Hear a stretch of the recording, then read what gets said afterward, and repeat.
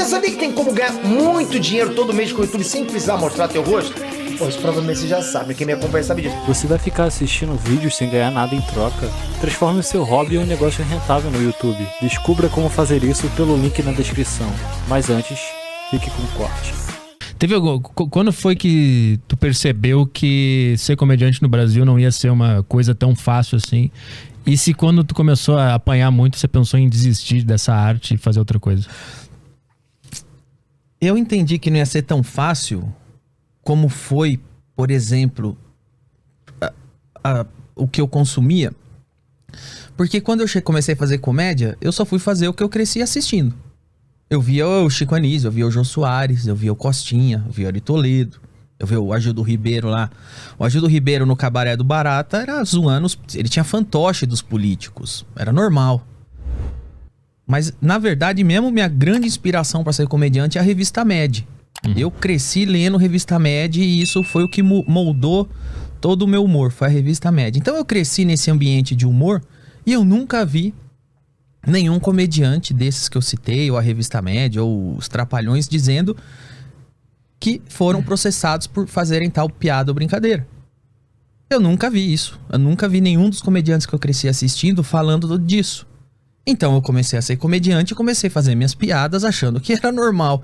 Até que eu percebi que eu acho que eu teria problemas quando o jornalista começa a me entrevistar e começa a me perguntar qual é o limite do humor.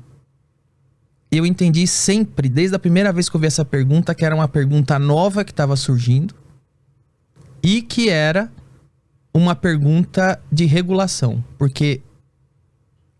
que eles querem saber da minha boca qual é o limite do humor? A hora que eu falar, eu serei punido por passar tal limite? Por que querem que eu estabeleça um limite? Porque isso foi uma pergunta, assim, foi uma febre entre jornalistas. Quando eu surgi no stand-up e posteriormente no CQC, era obrigatório todo jornalista me perguntar qual é o limite do humor. E eu comecei a me questionar, o Didi alguma vez ouviu qual é o limite do humor? O Chico Anísio alguma vez ouviu? O Ari Toledo, o Juca Chaves, que morreu essa semana, alguma vez ouviu? Eu fui na casa do Juca Chaves, jantei com ele, foi bem legal, eu perguntei isso pra ele. Ele falou, nunca ouvi, isso é coisa nova, é da sua geração. E olha que eu fazia humor na ditadura. Interessante. Nunca ninguém veio me perguntar qual era o limite do humor. Então eu entendi que existia uma classe e uma agenda querendo limitar o humor. Foi com essa pergunta. Por que eles querem fazer isso? Eu creio que... Creio não, eu tenho certeza, porque já foram anos já. Tudo pra militante tem que ser propaganda.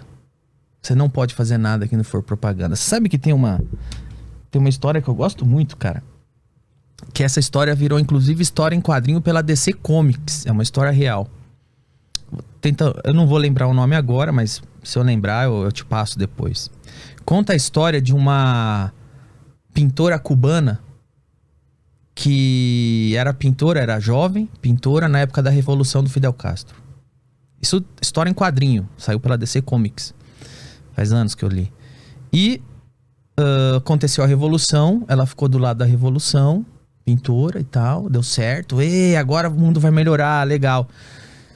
E de repente, um dia ela tava na casa dela pintando quadros, paisagem, mar. E entrou a polícia do Fidel, deu um pau nela e levou ela presa. Por quê? Porque ela estava pintando paisagens e não propagandas políticas. Porque em determinado momento os artistas cubanos só tinham permissão para pintar o Fidel Castro. E ela foi presa. O nome da... Cuba, Minha Revolução. Esse é o nome da história em quadrinho. É biografia. E ela foi presa. Essa daí. Perfeito. Essa daí. E aí ela foi presa. Porque o regime só autorizava os artistas a pintarem algo que fosse propaganda do regime. E é disso que se trata. Quando um jornalista chega pra você e fala qual é o limite do humor, você pode ter certeza. Ele é um cara que provavelmente era um playboyzinho, que o papai pagou a faculdade, ele não conhece o mundo real, ele entrou na faculdade de jornalismo. Na faculdade de jornalismo abriram a cabeça dele, puseram um monte de metas militantes que ele como jornalista tem que cumprir, e ele saiu da faculdade, não um jornalista que deve reportar os fatos, e sim um jornalista que deve regular os fatos. Se essa pessoa está falando uma coisa que vai contra a minha agenda, eu preciso queimar ela na manchete. Esse cara não é bem-vindo. Eu preciso usar o que eu tenho para destituir o que esse cara tá conquistando. Então, quando o jornalista vem para você e pergunta qual é o limite do humor, ele tá querendo saber. Me fala aí, com que não pode zoar? Quero saber. Porque aí eu já vou decifrar se você é dos meus ou se eu preciso começar, eu e meus coleguinhas, a ferrar você nas minhas matérias. Qual é? Deixa eu ver minha agenda aqui. Hoje, na minha agenda, porque assim, é mutável a agenda, né? Tem esse negócio de minoria, mas sempre estão agregando coisa na minoria. Então, você nem sabe às vezes, porque você não tem um index proibitório, um definitivo, porque a agenda vai mudando. Hoje os caras definem que os ciclistas estão do lado do Haddad que tá fazendo a ciclofaixa. Pronto, não mexa com o ciclista, entrou? Qual é o limite do humor? Hoje é o ciclista. Porque o ciclista tá na agenda. Qual é o limite do humor? É o gordo. Mas qual gordo? É a gorda militante ou é o gordo do Bolsonaro? Qual gordo? Qual é o limite do humor? Não pode fazer piada machista. Com quem? Com a mulher do Lula ou com a mulher do Bolsonaro? Porque com a mulher do Bolsonaro pode, com a mulher do Lula não pode. Esse é o limite do humor. É a agenda progressista que a maior parte dos jornalistas que fazem essa pergunta tentam fazer você se enquadrar nela. Como foi o primeiro fato que aconteceu na tua vida que tu abriu os olhos para essa situação toda, que tu percebeu que esse caminho ia ser difícil? Foi quando eu comecei a explodir de fato no stand-up, pouco tempo depois. Ali já começou Eu tenho matérias, cara, eu tive uma virada de chave. E eu tenho todas as coleções de matérias. Eu tenho muitas matérias elogiando quando eu comecei na comédia. Muitas.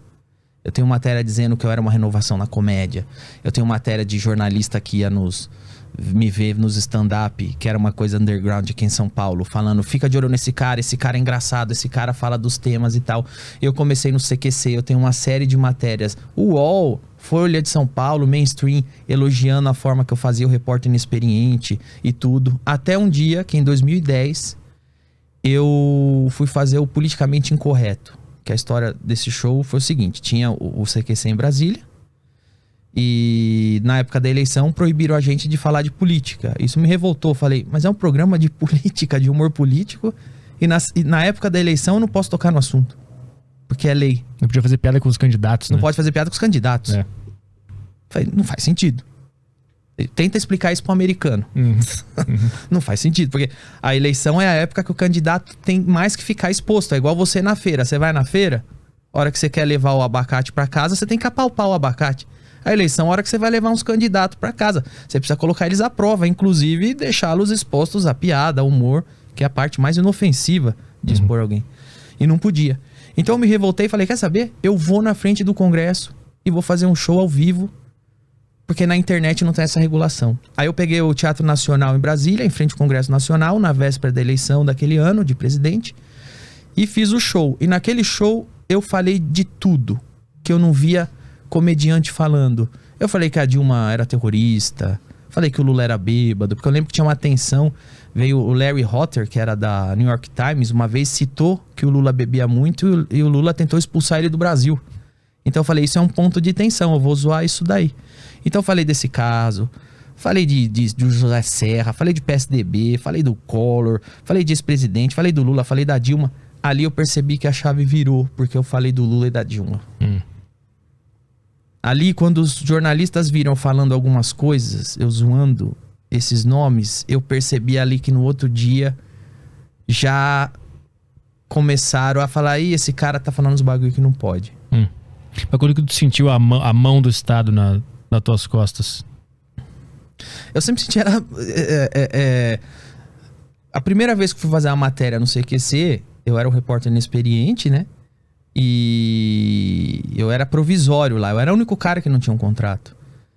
E aí o diretor do CQC na época falou, vai lá pra Brasília fazer uma matéria lá. E eu fui, fiz uma pergunta pro Arlindo Quinalha do PT, ele mandou me expulsar, já veio segurança, eu perguntei sobre Caixa 2, que era uma pergunta que pra mim era completamente normal, que eu tinha realmente curiosidade. Eu perguntei, mas e o Caixa 2? Só falei isso. Ele mandou segurança na hora me expulsar de Brasília, me tirar, tomei uns empurrão lá na truculência. Ali eu entendi, o Estado faz o que quer, bicho. Porque eu só fiz uma pergunta, eu tenho a credencial Só que eu fiz uma pergunta que ele não quer. E aí eu comecei a entender outra coisa. Quão domesticada não é a classe jornalística, que precisou um comediante vir e fazer esta pergunta. Porque, veja bem, ele está muito ofendido que eu perguntei sobre o Caixa 2 do PT. Que é uma pergunta que qualquer jornalista deveria fazer. E então eu entendi quão domesticada não é a classe jornalista de acordo com o lado político e quão pesado na mão do Estado. Eles fazem o que quer. E depois daquele show de 2010, teve alguma represália? Logo depois do show, eu saí do teatro, eu fui para um hotel que eu tava hospedado, eu nem sabia. E aí o cara do hotel falou, é melhor você ir embora daqui, porque esse hotel é de um dos caras que você citou no seu show e ele assistiu. Um negócio meio máfia, assim. Total. Cara. E aí eu peguei minhas coisas e fui pro outro hotel. Pô, mas nem a máfia lá fazia isso com os comediantes, né? Eles contratavam o Don Rickles pra fazer piada deles aos mafiosos da... Não, mas nem o rei da Idade Média fazia isso com o bobo da corte. Exato. Porque o rei da Idade Média fazia o bobo da corte ir lá e zoar ele e todo mundo. Era quem tinha permissão pra fazer tal coisa. E nem isso mais tem, cara. Em algum momento tu sentiu medo de estar exposto assim, mexendo nesses caras? Não.